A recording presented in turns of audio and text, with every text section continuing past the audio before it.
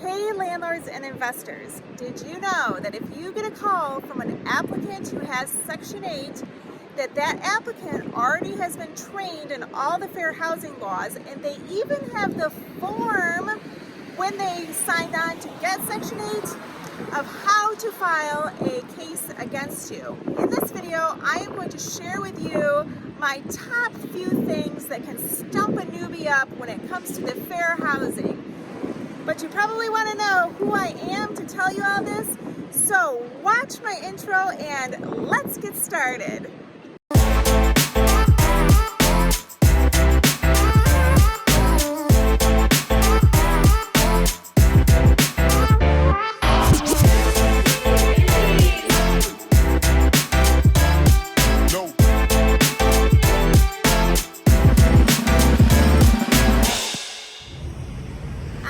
Monique.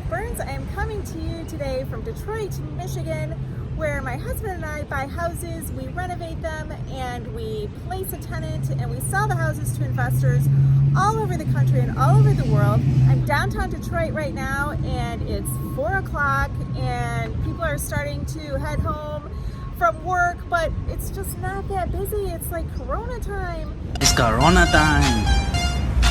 Hey, it's Corona time right now. On this channel, I have several videos all about Section 8. You might want to start with Section 8 for Dummies, not calling you dumb. But if you don't know much about Section 8, start there. And then the second one to watch is right here. And there's also my pros and cons of renting to somebody with Section 8. I'm actually a fan of renting to people with Section 8. I prefer it for lots of reasons, and it all comes down to just knowing what you're doing. I think it's very important. And speaking of that, if you need any consulting work, check out my website. The link is below about the consulting that we do. My husband also does boots on the ground consulting in Detroit, anything to do with construction that is going on here in our beautiful city of Detroit. We sell around 2 houses a month, so if you are interested in becoming one of our buyers, join my exclusive buyers list. I'll put that link below as well.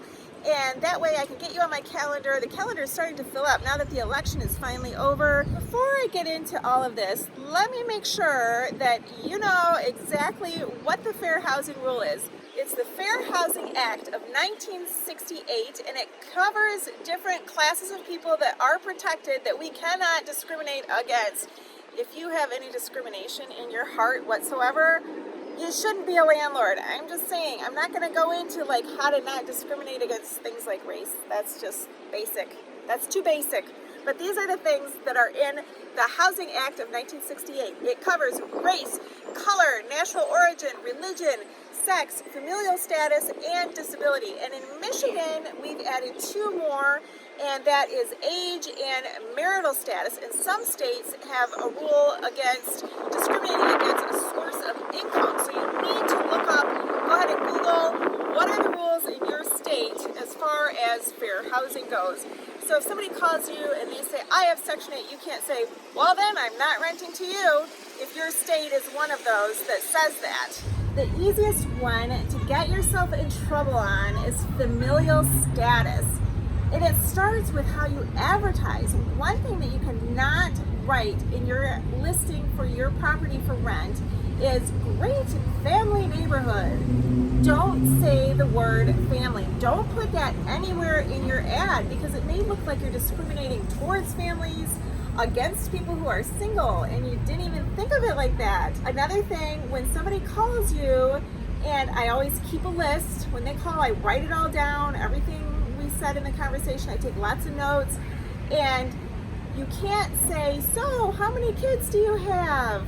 Because you brought up children. You can't bring up children. But if you want to know how many people are going to be living with them, what you can say is how many people will be living with you. Now, every state has different regulations, and each city has zoning rules, and it's something that you need to educate yourself on because there's different factors that may have to do with zoning, with parking, with how much water maybe your sewer system can handle, and the city may even tell you with the size of the property. I have 2 stories for you. I'm really happy that I got my real estate license. Once a year, real estate agents have to take what's called continuing education, and we get to hear about the different lawsuits that happened that year. And this was a few years ago, and these 2 cases really have stuck with me. And one of them was this woman had a studio apartment, and I'm picturing like nothing but a bed and maybe a little area for the kitchen, but like no room for even a cot. And this man came with his teenage daughter. She said no because of the family structure. She didn't approve. And guess what? She got sued for that. And the funny thing about that, I thought about that later, and I thought maybe she wasn't his daughter. Maybe she assumed he was his daughter. And don't laugh at me now, my young adult daughters, they do not like it when I say the word D-A-D-D-Y. They say, Mom, you say it wrong, just don't say it because it's just gross. I'm like, what is wrong with that? Because I guess if you say it in any way wrong, the way you pronounce it, it has a suggestion that's not good, like maybe sugar daddy type of suggestion or something. So I wonder if that girl, he wasn't her daddy, he was her daddy. Daddy, I don't even know how to say it. My other story is about a woman who had a house on top of a hill. At the bottom of the hill was a river. And she showed the house to a family, and they had small children. And she said, I'm sorry, but because of your family, I cannot rent this house to you because I would not be able to live with myself if your children rolled down that hill and died and drowned in that river. And she got sued for that. The other one that can get you in trouble is disabilities. Did you know that hoarding is considered a disability? So if you go do a home visit, before you rent to somebody, I made a whole video about home visits and how to do a background check on somebody with Section 8. But if you go to their home and they look like they're a hoarder, you cannot say, I am not renting to you because you are a hoarder. Don't ever say that. Another thing that comes up, especially to me with Section 8, a lot of times people will volunteer. When I say, what is your income? They will volunteer that they are on disability. And I think, oh, that's great, not because they have a disability, but because Section 8 will pay more of the rent, if not all of it, which is wonderful. And I want to ask them, well, but it looks to me like you can walk and you got here and you're touring the house. Looks to me like you can work. What is your disability? You cannot say that, obviously. You can't say, what's your disability? But I can ask if they work. That will affect the portion of rent that I will receive from Section 8. Another thing that comes up is obesity. That's a tricky one. So obesity is not a protected class. I read off to you the protected classes, unless it is in your state. I hope you've checked yourself. But it is something, appearance. The appearance of a person cannot be discriminated against in the workplace. So there's other protections people have in the workplace that's not the same as housing protections. And an obese person can really affect the integrity of your home. So I can understand that that is a concern. But just because it is one of the laws that has to do with the workplace, I wouldn't go there. I would never bring that up, ever.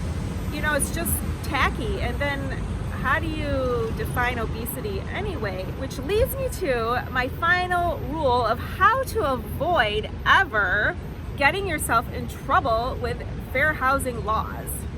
The easiest way to avoid discrimination is to treat everyone absolutely the same. But that's not enough, believe it or not.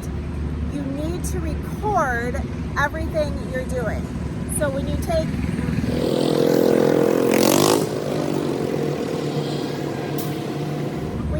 your initial phone call, write everything down. When you show the house, when you are running your background check, be sure you keep track of whose application came in first. Not just that, but who got all their documents to you first. And make sure you run. And my rule of thumb is I take the first most qualified tenant. So just because you ran that person first doesn't mean they were the most qualified. You could still run other applications, and maybe somebody will come up with even more income or longer rental history. But all of this has to be written down.